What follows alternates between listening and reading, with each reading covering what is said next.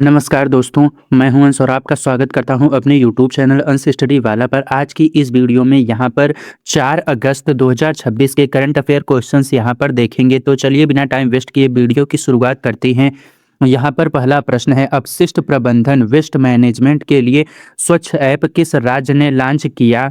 तो आपका सही जवाब है यहाँ पर ऑप्शन बी, पश्चिम बंगाल ने यह लॉन्च किया है। अब बढ़ती हैं आगे। यहाँ पर आपका पश्चिम बंगाल सरकार ने राज्य में कचरा प्रबंधन को बेहतर बनाने के लिए स्वच्छ ऐप लॉन्च किया, जिससे नागरिक कचरा संग्रहण एवं निपटान से जुड़ी शिकायतें और जानकारी आसानी से साझा कर सकेंगे। अब बढ़ती हैं यहाँ पर आगे अगले प्रश्न पर। अगला प्रश्न है, अब बढ़ती हैं आगे। यहाँ पर पश्चिम बंगाल स्वच्छ ऐप, यहाँ पर यह ऐप कचरा संग्रहण एवं निपटान प्रक्रिया को डिजिटल बनाता है। नागरिक ऐप के माध्यम से शिकायतें दर्ज करा सकते हैं। इसका उद्देश्य राज्य में स्वच्छता प्रबंधन को अधिक कुशल बनाना है। यह पहल स्वच्छ भारत मिशन के लक्ष्यों के अनुरूप है।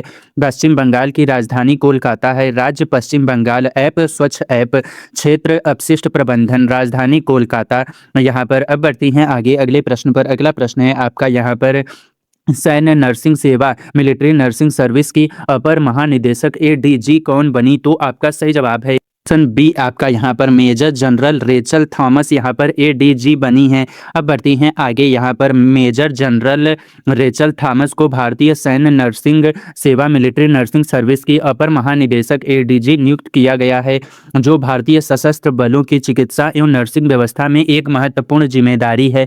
अब बढ़ती हैं यहाँ पर आगे। इसमें major general Rachel Thomas MNS ADG, major general Rachel Thomas भारतीय सैन्य नर्सिंग सेवा की अपर महानिदेशक बनी। MNS भारतीय सशस्त्र बलों की चिकित्सा व्यवस्था का एक महत्वपूर्ण अंग है। यह नियुक्ति सशस्त्र बलों में महिलाओं की बढ़ती भूमिका को दर्शाती है। MNS की स्थापना 1888 में हुई थी। यह सेवा सैन्य सेना, नौसेना व वायुसेना अस्पतालों में कार्यरत नर्सिंग अधिकारियों की देखरेख करती है। अधिकारी मेजर जनरल रेचल थॉमस हैं। पद एडीजी मिलिट्री नर्सिंग सर्विस, स्थापना MNS 1888, क्षेत्र सैन्य चिकित्सा सेवा। अब बढ़ती हैं आगे अगले प्रश्न पर। अगला प्रश्न है आपका यहाँ पर, लगभग 4 वर्षों के बाद उत्तर प्रदेश के पूर्णकालिक पुलिस महानिदेशक DGP के रूप में किसे नियुक्त किया गया? तो आपका सही जवाब है नंबर बी, आपका राजीव कृष्ण को यहाँ पर नियुक्त किया गया। अब बढ़ती हैं यहाँ पर आगे। इसमें 1991 बैच के वरिष्ठ IPS अधिकारी राजीव कृष्ण को मुख्यमंत्री योगी आदित्यनाथ की मंजूरी के बाद उत्तर प्रदेश का पूर्णकालिक पुलिस महानिदेशक DGP नियुक्त किया गया। मई 2022 के बाद यह पहला मौका है जब यूपी पुलिस की कमान किसी पूर्णकालिक DGP को सौंपी गई है। अब बढ़ती हैं यहाँ पर आगे। इसमें राजीव कृष्ण यूपी पूर्णकालिक DGP, यहाँ पर राजीव कृष्ण 1991 बैच के वरिष्ठ IPS अधिकारी हैं। वे 1 जून 2025 से कार्यवाहक DGP के रूप में कार्यरत थे। मई 2022 के बाद यूपी को पहला पूर्णकालिक DGP मिला। उनका कार्यकाल जून 2029 तक निर्धारित है। न्यूनतम 2 वर्षों के सुप्रीम कोर्ट दिशा निर्देशक के अनुसार नियुक्त UPSC द्वारा भेजे गए पैनल में से मुख्यमंत्री की मंजूरी पर हुई।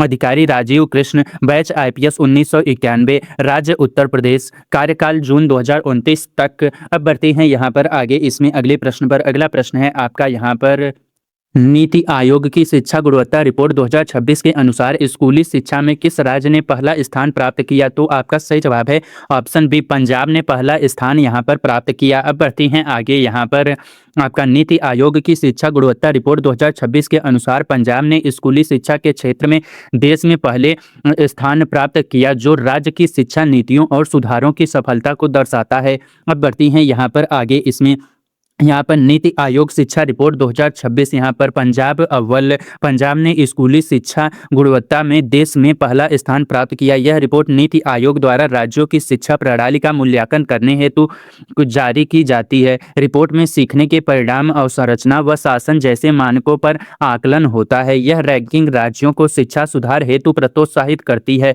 पंजाब की राजधानी चंडीगढ़ है। केंद्र शासित प्रदेश के साथ साझा। और यहाँ पर रिपोर्ट आपका शिक्षा गुणवत्ता रिपोर्ट 2026 जारी करता नीति आयोग।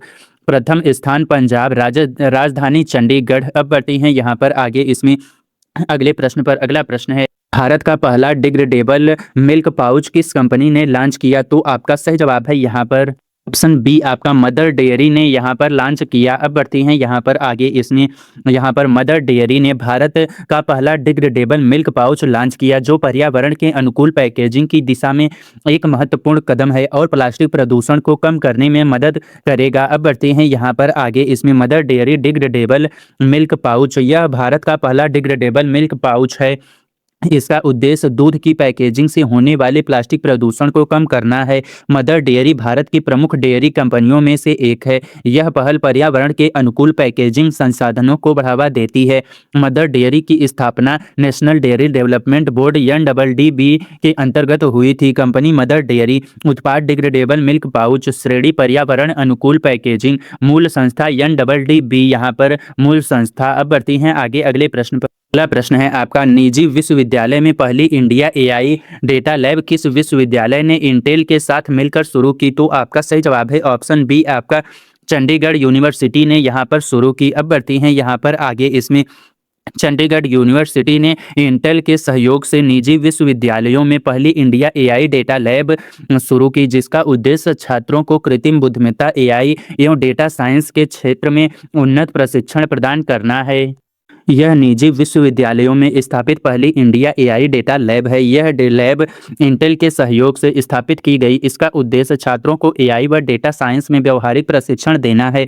यह पहल भारत सरकार के इंडिया AI मिशन से जुड़ी है। चंडीगढ़ यूनिवर्सिटी पंजाब में स्थित एक प्रमुख निजी विश्वविद्यालय है। विश्वविद्यालय चंडीगढ़ यूनिवर्सिटी सहयोगी company Intel lab India AI data lab राज्य पंजाब। अब बढ़ती हैं आगे अगले प्रश्न पर। अगला प्रश्न है, भारत का 6वां रामसर स्थल रामसर साइट किसे घोषित किया गया? तो आपका सही जवाब है ऑप्शन बी सूरहताल पक्षी अभ्यारण्य बलिया को यहाँ पर घोषित किया गया। अब बढ़ती हैं यहाँ पर आगे, इसमें उत्तर प्रदेश के बलिया जिले में स्थित जयप्रकाश नारायण पक्षी अभ्यारण्य सूरहताल को भारत का 6वां रामसर स्थल घोषित किया गया, जो देश के लिए एक महत्वपूर्ण पर्यावरणीय उपलब्धि है। अब बढ़ती हैं यहाँ पर आगे, इसमें भारत का 6वां रामसर स्थल सूरहताल यह उत्तर प्रदेश के बलिया जिले में स्थित है। इसका पूरा नाम जयप्रकाश नारायण पक्षी अभ्यारण्य सूरहताल है। यह भारत का 6वां रामसर स्थल है। रामसर स्थल अंतर्राष्ट्रीय महत्व की आर्द्रभूमि वेटलैंड होती है। रामसर अभिसमय 1971 में ईरान के रामसर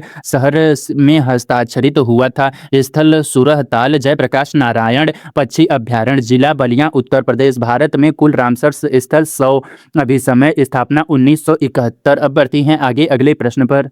अगला प्रश्न है, हाल ही में निधन हुए अर्जुन पुरस्कार विजेता बलविंदर सिंह ढालीवाल किस खेल से जुड़े हैं? तो आपका सही जवाब है ऑप्शन बी गोला फेंक 60 फुट से यहाँ पर जुड़े हैं। अब बढ़ते हैं यहाँ पर आगे, इसमें अर्जुन पुरस्कार विजेता एवं भारत के प्रसिद्ध गोला फेंक 60 फुट खिलाड़ी बलविंदर सिंह ढालीवाल का हाल ही में निधन हो गया। उन्होंने अपने खेल करियर में भारत का कई बड़े मंचों पर प्रतिनिधित्व किया था। अब बढ़ते हैं यहाँ पर आगे, इसमें बलविंदर सिंह ढालीवाल श्रद्धांजलि। वे भारत के जाने माने गोला फेंक 60 फुट खिलाड़ी थे। उन्हें खेल में उत्कृष्ट योगदान के लिए अर्जुन पुरस्कार से सम्मानित किया गया था। अर्जुन पुरस्कार भारत सरकार द्वारा खेल में उत्कृष्ट योगदान के लिए दिया जाता है। उनके निधन से भारतीय एथलीट जगत में शोक की लहर है। वे पंजाब राज्य से संबंधित थे। खिलाड़ी बलविंदर सिंह ढालीवाल, खेल गोला फेंक 60 फुट, सम्मान अर्जुन पुरस्कार, राज्य पंजाब। अब बढ़ती हैं आगे अगले प्रश्न पर। अगला प्रश्न है, भारतीय वायुसेना के अगले उप प्रमुख vice chief of air staff के रूप में किसे नियुक्त किया गया? तो आपका सही जवाब है ऑप्शन बी आपका आशुतोष दीक्षित को नियुक्त किया गया। अब बढ़ती हैं यहाँ पर आगे, इसमें एयर मार्शल आशुतोष दीक्षित को भारतीय वायुसेना के अगले उप प्रमुख vice chief of air staff VCAS के रूप में नियुक्त किया गया है। यह भारतीय वायुसेना में दूसरा सबसे वरिष्ठ पद है। अब बढ़ती हैं यहाँ पर आगे, इसमें आशुतोष दीक्षित वायुसेना उप प्रमुख हैं। आशुतोष दीक्षित भारतीय वायुसेना के अगले उप प्रमुख VCAS बने हैं। VCAS भारतीय वायुसेना में वायुसेना प्रमुख के बाद दूसरा सबसे वरिष्ठ पद है। वायुसेना उप प्रमुख परिचालन एवं प्रशासनिक जिम्मेदारी में वायुसेना प्रमुख की सहायता करते हैं। भारतीय वायुसेना का मुख्यालय नई दिल्ली में वायु भवन में स्थित है। यह नियुक्ति वायुसेना के शीर्ष नेतृत्व में एक महत्वपूर्ण फेरबदल है। अधिकारी आशुतोष दीक्षित पद उप वायुसेना प्रमुख VCAS बल भारतीय वायुसेना मुख्यालय वायु भवन नई दिल्ली।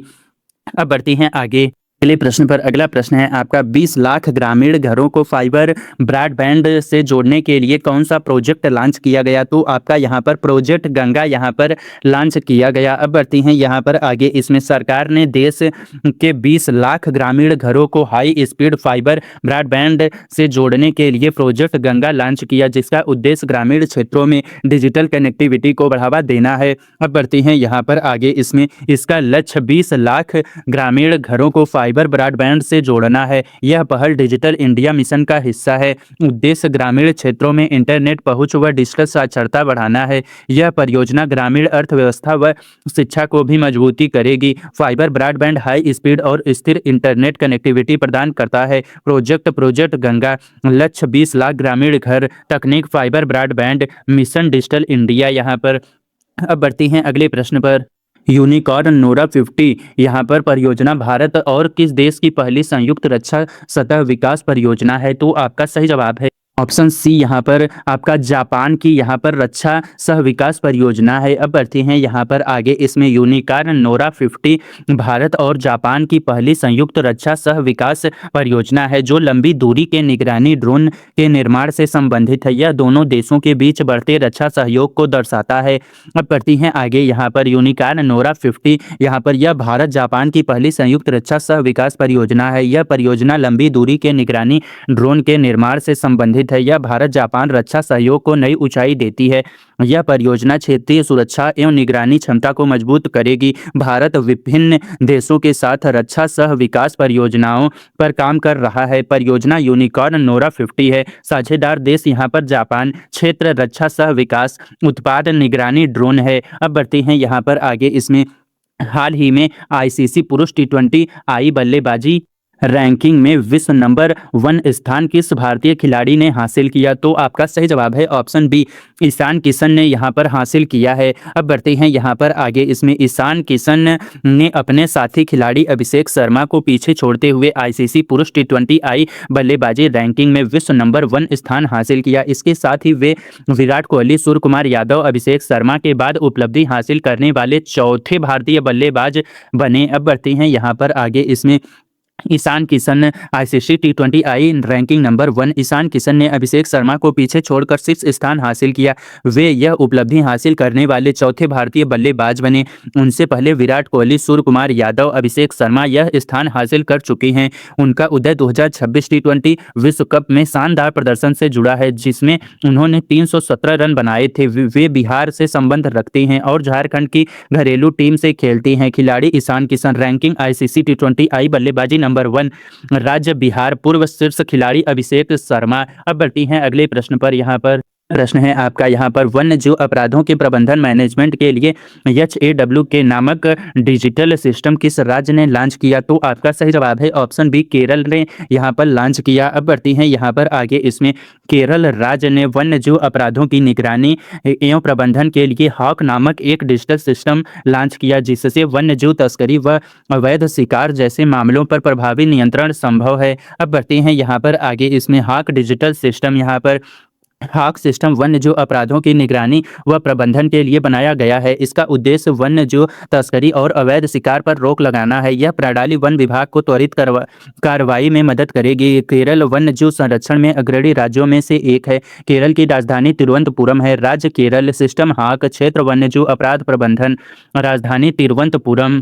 अगला प्रश्न है, राज्यव्यापी अभियान योगांध्र 2026 किस राज्य ने शुरू किया? तो आपका सही जवाब है ऑप्शन बी, आंध्र प्रदेश ने यहाँ पर शुरू किया है। अब बढ़ती हैं आगे, यहाँ पर आंध्र प्रदेश सरकार ने राज्य में योग को बढ़ावा देने के लिए राज्यव्यापी अभियान योगांध्र 2026 शुरू किया, जिसका उद्देश्य नागरिकों में स्वास्थ्य एवं कल्याण के प्रति जागरूकता बढ़ाना है। अब बढ़ती हैं यहाँ पर आगे, इसमें यहाँ पर यह अभियान राज्य को बढ़ावा देने के लिए शुरू किया गया। उद्देश्य नागरिकों में स्वास्थ्य व कल्याण के प्रति जागरूकता बढ़ाना। यह अभियान अंतर्राष्ट्रीय योग दिवस से जुड़ी पहलों में से एक है। आंध्र प्रदेश स्वास्थ्य व कल्याण संबंधी कई पहलों में अग्रणी रहा। आंध्र प्रदेश की राजधानी अमरावती, राज्य आंध्र प्रदेश। अभियान योगांध्र 2026, क्षेत्र स्वास्थ्य एवं योग, राजधानी अमरावती। अब बढ़ती हैं अगले प्रश्न पर। अगला प्रश्न है, ई गवर्नेंस स्वर्ण पुरस्कार 2026 किस मंत्रालय ने जीता है? तो आपका सही जवाब है ऑप्शन नंबर बी, आपका पंचायती राज मंत्रालय ने यहाँ पर जीता है। अब बढ़ते हैं यहाँ पर आगे, इसमें यहाँ पर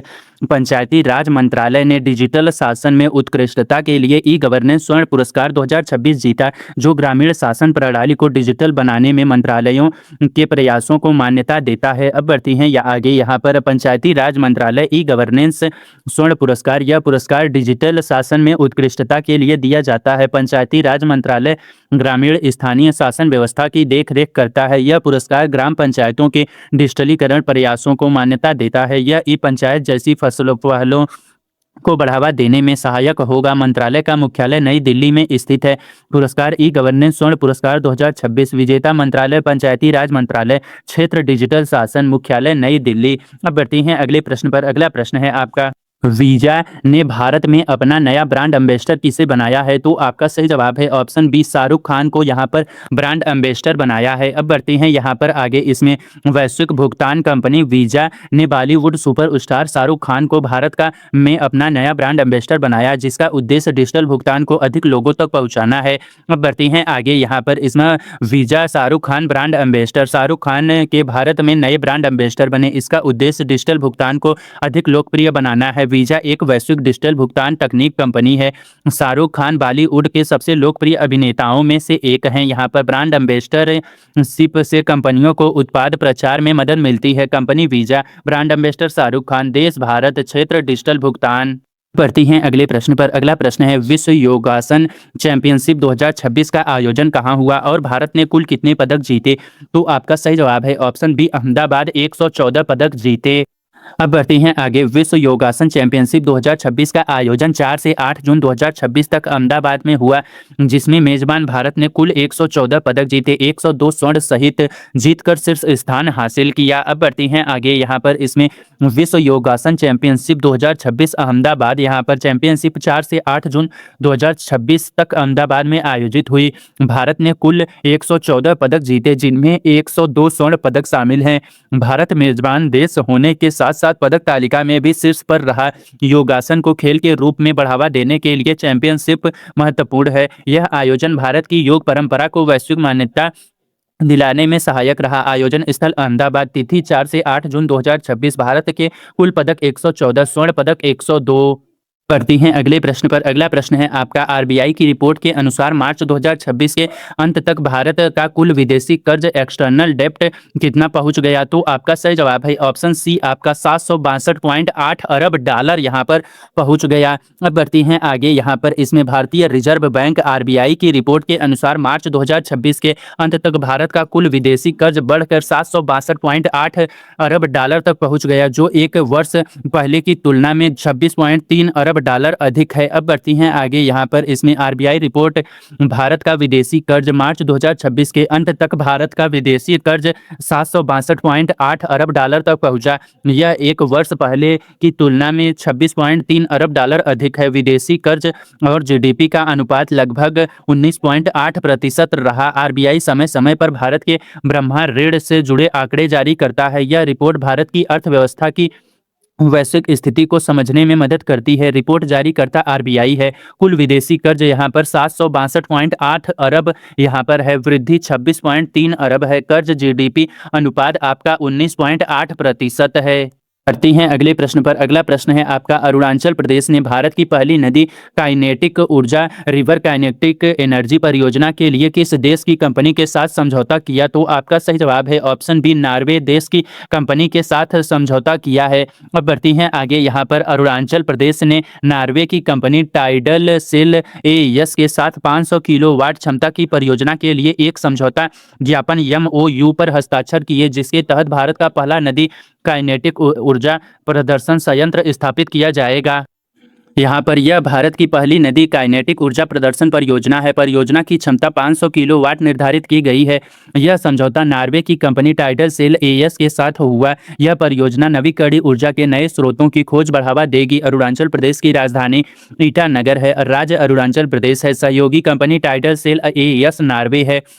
क्षमता 500 किलोवाट है। राजधानी ईटानगर है। अब बढ़ती हैं अगले और इस वीडियो के लास्ट प्रश्न पर। कि इस वीडियो का लास्ट प्रश्न है आपका यहाँ पर फॉकलैंड द्वीप समूह इलास माल्दीव्स जो हाल ही में समाचारों में रहा किन दो देशों के बीच संप्रभुता विवाद का केंद्र है। तो आपका सही जवाब है ऑप्शन बी आपका अर्जेंटीना और यूके यहाँ पर संप्रभुता विवाद का केंद्र है। अब बढ़ते हैं यहाँ पर आगे। इसमें फॉकलैंड द्वीप समूह जिसे स्पेनिश में इस्लाम मालदीव्स कहा जाता है दक्षिण अटलांटिक महासागर में स्थित है और यह लंबे समय से अर्जेंटीना और यूनाइटेड किंगडम यूके के बीच संप्रभुता विवाद का केंद्र रहा है। अब बढ़ती हैं आगे। यहाँ पर फॉकलैंड द्वीप समूह संप्रभुता विवाद फॉकलैंड द्वीप समूह दक्षिण अटलांटिक महासागर में स्थित है। इसे स्पेनिश भाषा में इस्लाम मालदीव्स कहा जाता है। यह अर्जेंटीना और यूके के बीच लंबे समय से विवाद का विषय रहा। 1982 में दोनों देशों के बीच फॉकलैंड युद्ध भी हुआ था। वर्तमान में यह द्वीप समूह यूके के ब्रिटिश विदेशी क्षेत्र